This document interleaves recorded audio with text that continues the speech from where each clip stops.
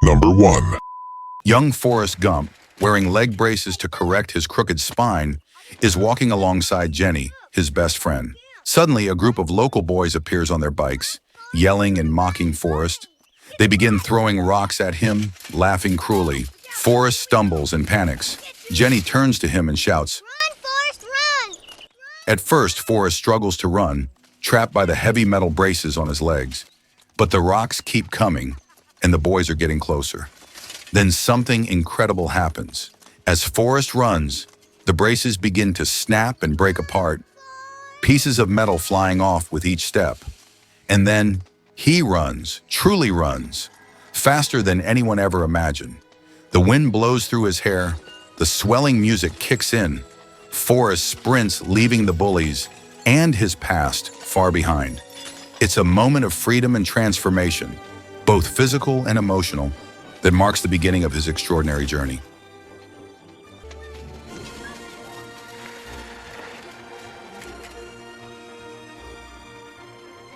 Number 2.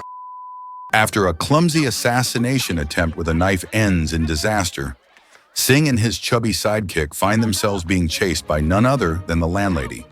With her hair still in curlers, she rockets forward at unbelievable speed, her legs spinning like a cartoon blur straight out of Looney Tunes or Tom and Jerry, kicking up clouds of dust in her wake. Singh runs for dear life, his mouth wide open in pure panic.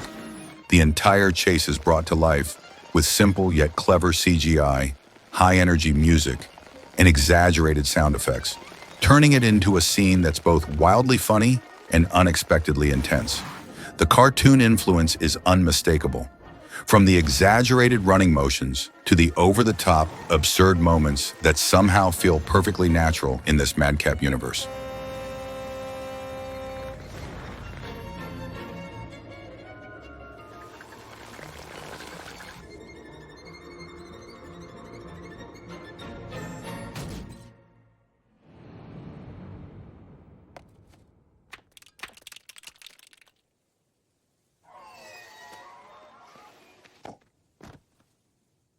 Number 3. Truman drives with Meryl, determined to escape Sea Haven. He confronts one of his greatest fears, the bridge over the water. You knew this would happen. You know you can't drive over water. Let's go home where you'll feel safe. Though overwhelmed with panic and trembling hands, he shuts his eyes, steps on the gas, and makes it across, while Meryl screams in terror beside him.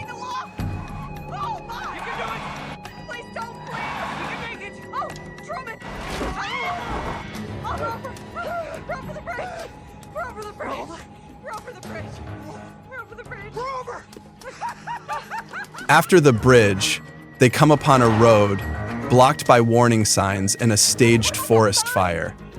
Truman drives straight through, realizing the flames and smoke are poorly constructed props.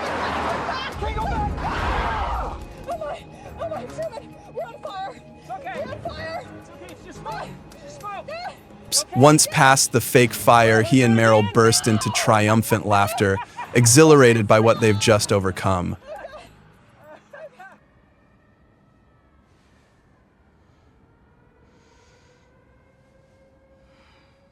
What now?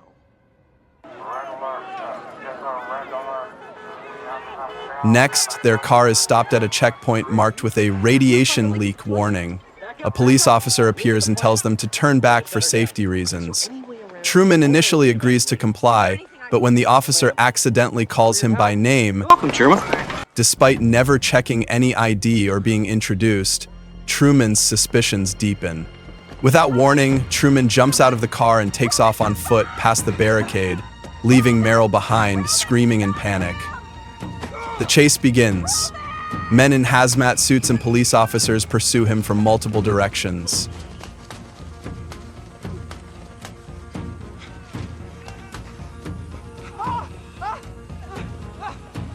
Truman runs with all his might, but is quickly surrounded and subdued. A group of men wrestles him to the ground, holding him down as he struggles in a panic and disbelief. At that moment, Truman fully realizes that nothing around him is random and that some unseen force has been orchestrating his every move. Number 4. After an arduous journey, Schofield finally reaches the front line of the Devonshire Regiment. He weaves his way through the cramped trenches, where hundreds of soldiers hold their breath, awaiting the order to attack. I have a message from General Ehrenmoor. Who the fuck are you? The attack has been called off. General Ehrenmoor has called off the attack. Boltzmann, we're about to go over. We've got them on the run. You don't. Please don't send your men. Amidst the chaotic noise, Schofield shouts, Where is Colonel Mackenzie? a soldier points ahead, toward the battlefield where the assault is about to begin. What? Where is Colonel Mackenzie? He's further up the line. How far? 300 yards. He's in a cut and cover. You'll have to wait until the first wave goes over. No. No, I can't. There's no shortcut, no more time. Schofield realizes there is only one way left, to run through hell, and then he climbs out of the trench alone into the raging climax of the film. Ahead lies a chaotic battlefield, earth torn apart by shell fire, mud flying everywhere, fallen, bodies strewn across the ground, smoke and fire cloaking the air, and screams echoing like thunder. The assault begins. Soldiers charge out all at once. Schofield, unable to move through the overcrowded trench, is forced to sprint across the muddy, open battlefield through a downpour of shells and the chaos of blood and fire. He charges forward headlong, crashing, into soldiers falling hard, scrambling back to his feet and running again. The one-shot camera clings to him without a break, tightening the grip on the audience's breath with every step he takes. The music swells. Earth explodes around him. The wind howls. But Schofield doesn't stop. Even when he's knocked down, nearly trampled, he pushes forward, driven by a single purpose: to deliver the order to call off the attack and save hundreds of men from running straight into death.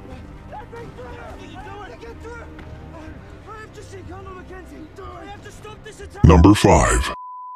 Captain Jack Sparrow was neatly tied to a large spit, looking every bit like an outdoor roast, complete with an assortment of vegetables skewered at both ends. He looked less like a pirate and more like a full-course meal ready to be served. But, as always, Jack was never one to become dinner without a fight. Somehow, he managed to escape. Though still tightly strapped to the rotating spit, he bolted.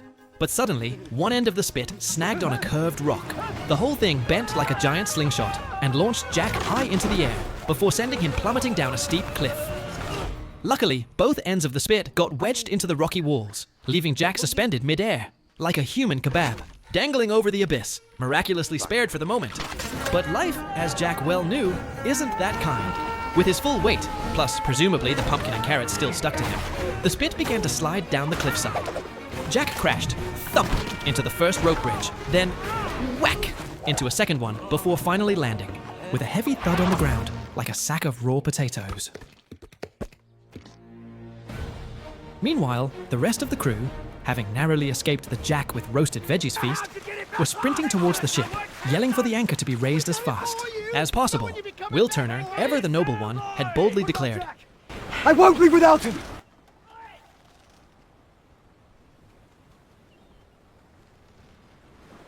But when he looked back and saw Jack being chased by an entire tribe of screaming cannibals, he quickly changed his tune, scrambling aboard faster than the most seasoned deckhand.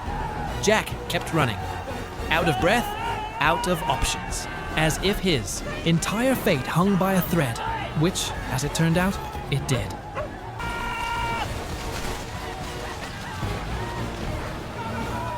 Just in time, he grabbed onto a rope dangling from the side of the ship, and in true Jack Sparrow fashion, he looked back one last time and gave the tribe a cheeky little wave goodbye. Standing on the shore, the disappointed cannibals looked crushed, like they'd just missed out on the main course of the week.